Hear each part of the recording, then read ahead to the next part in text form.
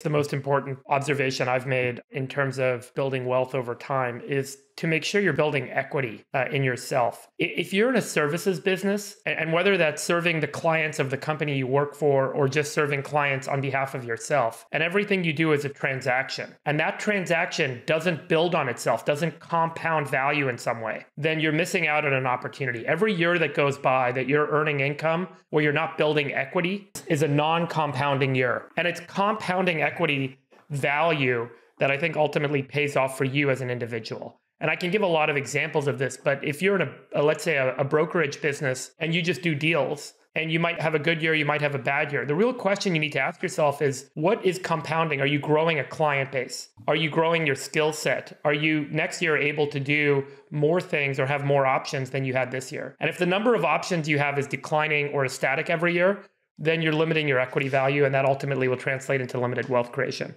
And it's not just shares in something. You can actually get equity and create leverage in your life in this era more than any human has ever had in any era prior because of software and computing and automation. You can create a website that prints cash for you every day if you wanted to. You can create a service that you get leverage out of, and there's equity value in that. And I think that's really key, because then you can go build another one, and you're building value over time. And that's just the most simplistic example of how technology today provides leverage that can really allow anyone to pursue a path of equity.